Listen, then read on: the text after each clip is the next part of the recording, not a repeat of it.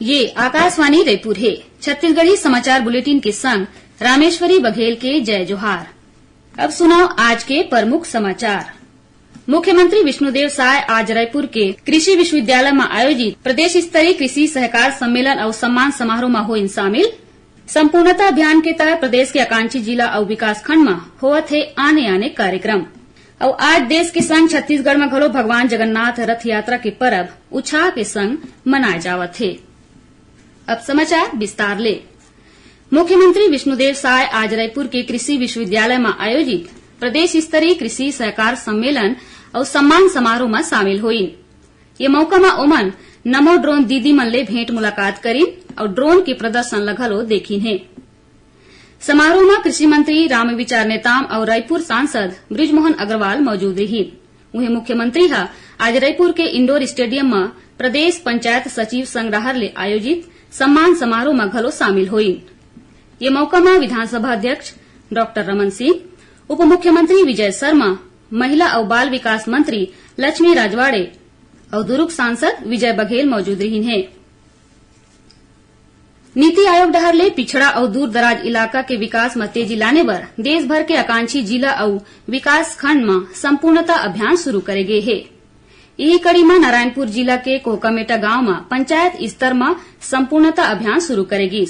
अभियान के तहत नारायणपुर के 10 और ओरछा के 4 विकास खंड में शिविर लगाए जाही, जिसमें स्वास्थ्य जांच, पोषण के जानकारी, खेती किसानी तकनीक के प्रदर्शन, महिला और बाल विकास बर योजना, आजीविका सुधार की जानकारी शामिल है। वहीं कोरबा और पोड़ी उपरोड़ा में घलो काली संपूर्णता अभियान की शुरुआत करेगी। ये मौका में रामपुर विधायक फूल सिंह राठिया किहिल के आकांक्षी ब्लॉक में संपूर्णता अभियान के सबो मानक ला सहभागी तले पूरा करे जाही। उमन किहिल की सरकार के जन कल्याणकारी योजना मन के लाभ सबो लोगन ला मिलना चाहिए। दोनों आकांक्षी ब्लॉक में आयोजित कार्यक्रम में स्वास्थ्य शिविर और पोषण वाटिका के प्रदर्शनी घलो लगाए गए है। एकरे संगे हितग्राही मन ला चेक, माटी परीक्षण कार्ड जैसन विभाग की योजना मन के लाभ देगी से। सर्वोच्च न्यायालय में नीट यूजी ले जुड़े कतकोन याचिका ऊपर काली सुनवाई होही। एमा नवा सिरा ले परीक्षा कराए के मांग के याचिका घलो शामिल है। मुख्य न्यायाधीश DY चंद्रचूड़, न्यायमूर्ति JB पारदीवाला और न्यायमूर्ति मनोज मिश्रा के पीठ के आगू 26 याचिका सुनवाई बर आए है। अभ्यर्थी मन अपन याचिका में नीट परीक्षा में कथित अनियमितता के एक ठन अलग और स्वतंत्र जांच के मांग करीन है। बाढ़त नीट परीक्षा विवाद के बीच केंद्र डहर ले सर्वोच्च न्यायालय में हलफनामा दाखिल करे गए है, जेमा केंद्र कहिस कि परीक्षा में गड़बड़ी के कोनो घलो सबूत के अभाव में नीट परीक्षा ला दोबारा आयोजित करे के कोनो जरूरत नहीं है। केंद्र ये घलो तर्क दे है कि नवा परीक्षा ले लाखों उम्मीदवार मन के जीवन में प्रतिकूल प्रभाव पड़ही।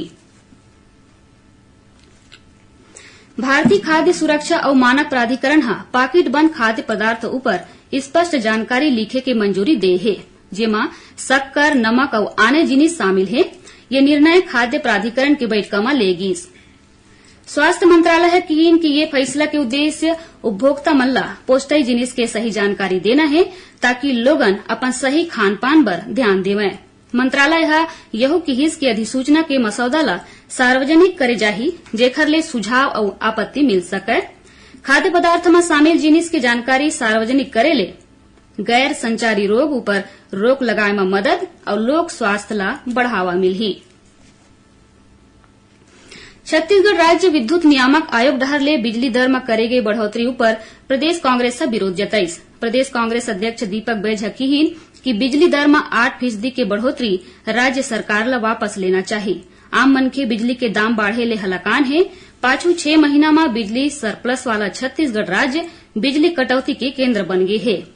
प्रदेश के कतकोन जिला में रात भर बिजली कटौती होवत है, जेखर ले आम लोगन के संगे संग किसान घलो हलाकान है, जौन बिजली कटौती के सेती अपन खेत में बेरा ले पानी नहीं दे पावत है। छत्तीसगढ़ी समाचार बुलेटिन आप मन आकाशवाणी रायपुर ले सुनत हव। छत्तीसगढ़ की खबर ले है आपके वास्ता और खबर के विश्वसनीयता ले है हमार वास्ता।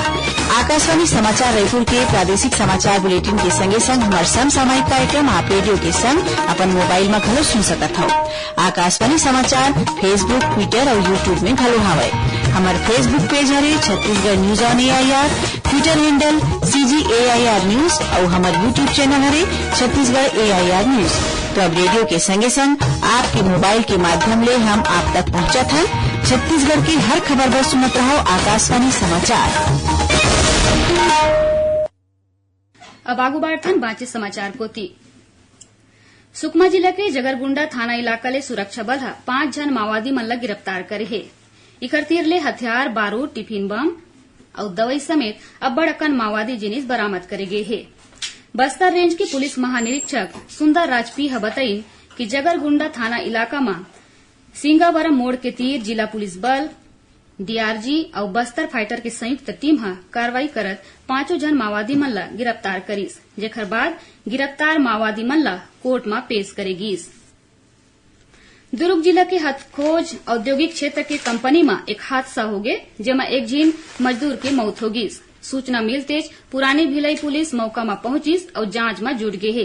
ये घटना के बाद मृतक के परिजन मन कंपनी प्रबंधन ले 50 लाख रुपया के मुआवजा की मांग करी। कंपनी के संचालक मृतक के दोनों लड़का के पढ़ाई और स्वास्थ्य के खर्चा उठाए के भरोसा परिजन ला दी से उन्हें उखर गोसाई ला नौकरी और लड़का मन के नाव में 3-3 लाख रुपया के FD करे के घलो गोट कीस। फिर कंपनी के प्रस्ताव ऊपर परिजन और प्रबंधन के बीच सहमति नहीं बनीस।